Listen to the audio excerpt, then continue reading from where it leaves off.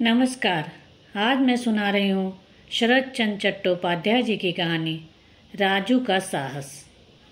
उन दिनों मैं स्कूल में पढ़ता था। राजू स्कूल छोड़ देने के पश्चात जन सेवा में लगा रहता था। कब किस पर कैसी मुसीबत आई उससे मुक्त करना, किसी बीमार की सेवा टहल, कौन कहाँ मर गया उसका दाह संस्कार इत्यादि कार्य वह दिन रात किया करता था। मैं राजू का दाहिना हाथ था। जरूरत पड़ने पर राजू मुझे बुला लेता। दाह संस्कार के कार्य अकेले न कर सकने के कारण उससे मेरी जरूरत प्रायः पड़ती ही रहती थी। एक बार ज्येष्ठ एकादशी के दिन हमारे मामा के यहाँ नाटक हो रहा था। कलकत्ता से पार्टी आई थी। गांव के सभी लोग नाटक देखने आए थे। मैं एक कोने में बैठा तन्मयता पूर्वक नाटक देख रहा था। ठीक उसी समय न जाने राजू कहाँ से टपक पड़ा और मुझसे बोला, सुनो इधर आओ। मैं बाहर चला आया। राजू ने कहना जारी रखा, उस मोहल्ले में तारापद के लड़के की मृत्यु हैजा से अभी हो गई है। महज 3 साल का छोटा बच्चा है। एक ही लड़का था तारापद का। तारापद और उसकी पत्नी लाश को लेकर रो रो कर जमीन आकाश एक किए दे रहे हैं। मेरे विचार में इस छूत की बीमारी वाली लाश का शीघ्र अंतिम संस्कार कर देना चाहिए।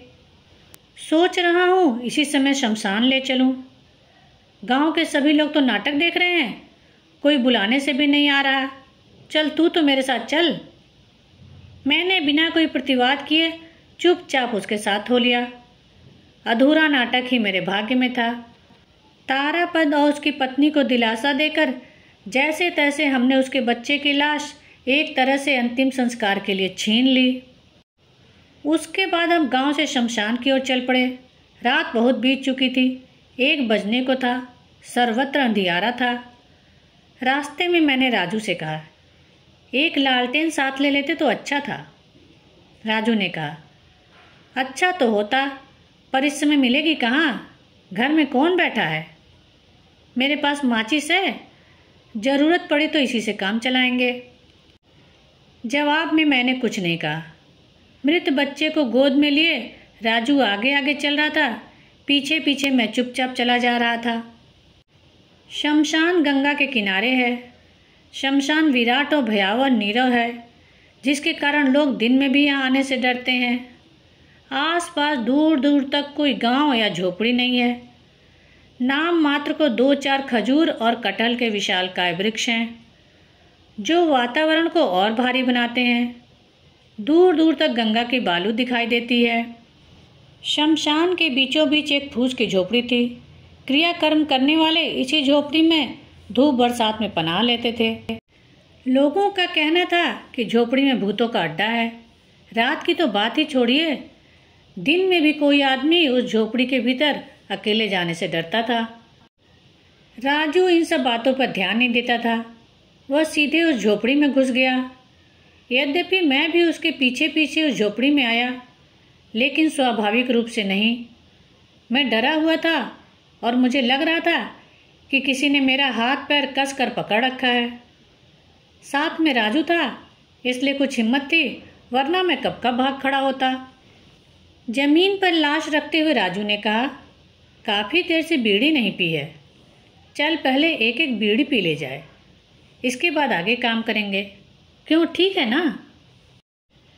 राजू के प्रश्न का उत्तर मैं देने जा रहा था कि उस अंधकार में झोपड़ी के भीतर स्पष्ट रूप से आवाज़ सुनाई दी, क्या एक बीड़ी मुझे भी दे सकते हैं? भय से मेरा कलेजा मुंह को आ गया। सिर के बाल तक खड़े हो गए। मारे भय के सारा बदन पसीने से तरबतर हो गया। लेकिन राजू ने ठंडे स्वर में पूछा, तुम कौन हो? उत्तर आया, मैं हूँ। राजू ने माचिस जलाई। क्षणिक सी रोशनी में हमने देखा, हमारे पास ही एक मैले बिस्तर पर मनुष्य की कोई आकृति पसरी हुई है। सिर से पैर तक सारा बदन कपड़ों से ढका हुआ है।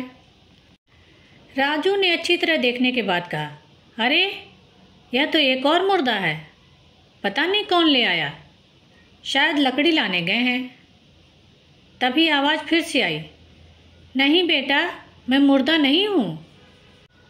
इस बार अत्यधिक भय के कारण मैं राजू से लिपट गया। मैं बेतरह काँप रहा था, मेरी घिग्गी बंध गई। लेकिन राजू, वाह रे राजू, धन्य है तू।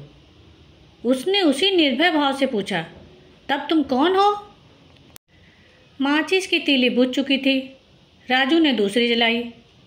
इस बार गौर करने पर पता चला कि आवाज़ गंदे कपड़ों के भीतर से आ रही है।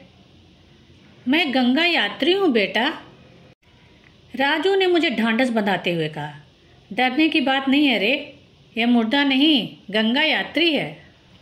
इसके बाद एक बीड़ी सुलगाकर उसके मुंह में ठूंस दी। वह एक कृशकाय वृद्ध था। बीड़ी का कश लेने के बाद उसकी आवाज़ फिर आई। इस बार उसकी आवाज़ में परम तृप्ति थी।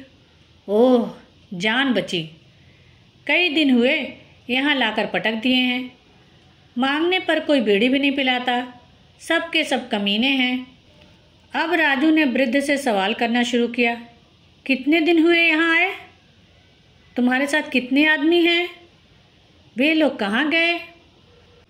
वृद्ध ने कहा, 3 दिन हुए। मौत नहीं आ रही है। मेरे 2 नाती और एक पड़ोसी मुझे यहाँ ले आए हैं। वे लोग भी मेरे साथ यहाँ थे। आज न जाने कहाँ पास में कलकत्ता से कोई नाटक कंपनी आई है, वहीं वे लोग नाटक देखने चले गए हैं। मैं जल्दी मर नहीं रहा हूँ। यहाँ तो गंगा किनारे की हवा खाकर भला चंगा हुआ जा रहा हूँ। मरने का नाम ही नहीं ले रहा हूँ। पता नहीं मेरे भाग्य में क्या है, न जाने क्या होगा। एक बार गंगा यात्री बन जाने के बाद सुना है घर वापस नहीं जाना चाहिए। राजू ने कहा, कौन कहता है कि घर नहीं जाना चाहिए? आपको देखने पर कोई कह नहीं सकता कि आप मरने वाले हैं। अभी तो आप काफ़ी भले चंगे हैं। आपका घर कहाँ है? चलिए घर लौट चलिए, हम लोग आपको वापस ले जाएंगे। नहीं तो आपको घर वापस नहीं ले जाना चाहिए कहने वाले लोग ही शायद आपका गला दबा देंगे। वृद्ध ने कहा, तुम ठीक कह रहे हो बेटा। कई दिनों से यही बात कहकर वे लोग मुझे डरा रहे हैं। पता नहीं कब मेरा गला दबा दें। राजू ने कहा, खैर कोई हर्ज नहीं, हम लोग अपना काम पूरा करते हैं, फिर आपको अपने साथ ले चलेंगे। आज की रात आप मेरे घर रह लेना, कल सुबह आपको घर छोड़ देंगे। तारापद के लड़के का दाह संस्कार हमने किया। इसके पश्चात राजू गंगा में स्नान कर वापस आया। मुझसे कहा, तू यह सब कपड़ा बिछौना पकड़ ले, मैं इसको उठा लेता हूँ। जिस तरह आते समय आए थे, हम उसी तरह वापस जा रहे थे। राजू वृद्ध को पीठ पर लादे चल रहा था, पीछे मैं गठरी चद्दर लादे चुपचाप चल रहा था। मामा के घर के पास आने पर मालूम हुआ नाटक अभी समाप्त नहीं हुआ है।